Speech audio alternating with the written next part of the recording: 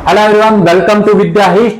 मैं पवन शर्मा और हमारे साथ आपके ओमकार भैया। आज हम दोनों थे नेक्स्ट एग्जाम सेंटर पे, जो कि था Pune Hadapsar TC science centre पे, और हमने बच्चों के साथ डिस्कशन किया और पेरेंट्स के साथ डिस्कशन किया, और उसी के बाद विद्या हिस्ट टीम कंप्लीट रिसर्च करने के बाद पहुंची है नेक्स्ट का एनालिसिस पे और कट ऑफ पे। हम देखते हैं। हाय ओमकार सर। हेलो भैया। तो यही फैक्टर्स से हम आज डिटेल एनालिसिस करने वाले हैं कट ऑफ का। आगे बढ़ते हैं। तो सबसे पहले तो देखो, काफी बच्चों से बात करने के बाद हमें पता चला कौन सा सब्जेक्ट कैसा था, और कुछ क्वेश्चन हमने देखे भी हैं। केमिस्ट्री नॉर्मल था, डुएबल था, काफी बच्चों ने बताया। ऑर्गेनिक पूरा पूरा डुएबल था। हाँ, बस थोड़ा आपको मैकेनिज्म सोचना था, वो आप नेक्स्ट से एक्सपेक्ट भी क्या कर सकते हैं। वो तो आपको करना ही पड़ेगा। और ओमकार बताएंगे कोऑर्डिनेशन कंपाउंड से क्या बच्चों ने बताया कि कहां से क्वेश्चन आया था। कोऑर्डिनेशन कंपाउंड, जैसे कि पवन सर ने बोला था कि पैरामैग्नेटिक और डायमैग्नेटिक से सवाल जरूर आएगा, और वही हुआ। वही क्वेश्चन भी आए। क्वेश्चन ही आया था भाई। मैंने अपने लाइव में करा था, पैरामैग्नेटिक डायमैग्नेटिक कर निकालना सीख लो। Fe2+ में सीख लो भाई, कहाँ इलेक्ट्रॉन पेयरिंग होंगे कहाँ नहीं होंगे।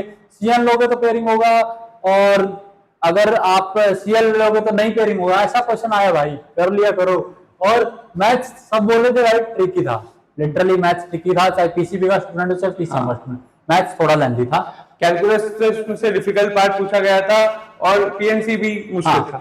कैलकुलस से लिटरली डिफिकल्ट क्वेश्चन थे। हाँ, थोड़ा सा अलजेब्रा का पार्ट था जहां डुएबल था। यस।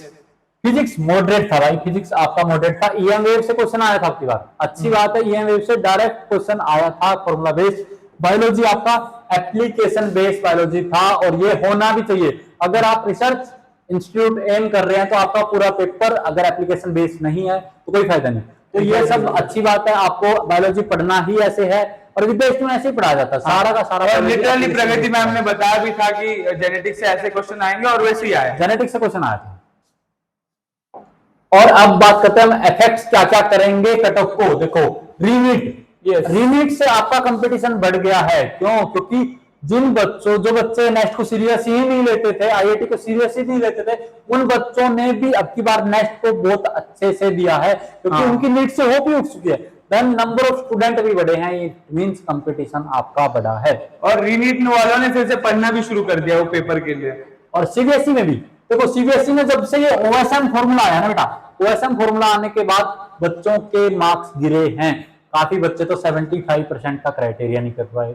सर 75% का क्राइटेरिया क्या है बेटा? जोसा की काउंसलिंग में अपीयर होने के लिए आपके मिनिमम 75 चाहिए, बट जिन बच्चों के नहीं आए तो उनको पता है नेक्स्ट में तो 60% ही चाहिए। देन उन्होंने नेक्स्ट को बहुत सीरियस से लेके उन्होंने ये अच्छे से एग्जाम दिया। और पेरेंट्स भी बता रहे थे, मुझे एक दो पेरेंट्स लिटरली मिले, बोले कि सर वहां पे तो 75 ही नहीं जा पाए।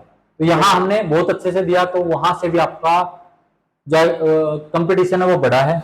अभी बच्चे भैया रिस्क नहीं लेना चाहते थे। कट ऑफ पे नजर डालते हैं। हाँ बिल्कुल, ये पेरेंट्स ने बताया कि सर हमें रिस्क नहीं लेना, ड्रॉप के लिए नहीं जाना। तो अगर वहां पे नहीं हुआ तो हमने ये एग्जाम बहुत अच्छे से प्रिपेयर करते हैं। जर्नल देखो, 2024 में 80-85 था, यहाँ 90 से 97 था। आपकी बार 105 तक जाएगा, और इसमें +-8 भी कर सकते हो आप। एंड जो आपका ईडब्ल्यूएस है 90 से 95 जाने वाला है भाई। आपकी बार आप 5 to 10 मार्क्स का आप इंक्रीज मान के चलो। एग्जैक्टली। ओबीसी एनसीएल में आपका 95+ जाएगा, यानी कि आपका 100 तक भी जा सकता है। हाँ। एससी कैटेगरी 80 मार्क्स पे जाएगा, जो कि आप समझो नाइजर में एडमिशन ले लेते थे बच्चे 60 मार्क्स पे भी ले लेते थे एससी कैटेगरी से, बट अब की बार नहीं होने वाला ऐसा। एसटी कैटेगरी में 65+ जाएगा, और एसटी और यहाँ पे कितना था ये आपका 45 से 55 था।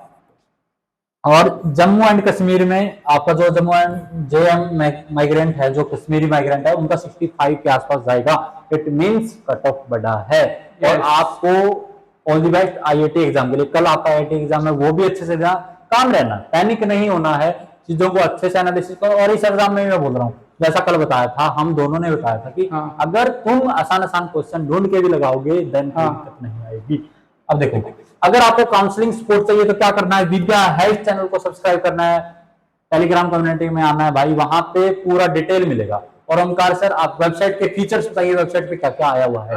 वेबसाइट में स्टोर सेक्शन में बहुत सारे हमने मॉक टेस्ट है। देखो, अब अभी भी फ्री में दे सकते हो आईआईटी रेप्लिका। फ्री में आईआईटी का मॉक दे सकते हो, आज भी आईआईटी का मॉक जाके दे सकते हो, वहां आईआईटी जैसी फीलिंग आएगी। और काउंसलिंग भी प्रोवाइडेड है, लाइव 1 to 1 चैट कर सकते हैं। स्टोर सेक्शन पे जाओ, काउंसलिंग सेक्शन पे जाओ, वहां पे आपको काउंसलिंग फुल कोर्स दिख रहा होगा। ऑल द बेस्ट बच्चों, और अगर आपको ओमकार सर, मेरे से, प्रगति मैम से, अथर्व सर से गाइडेंस चाहिए तो कमेंट में करो।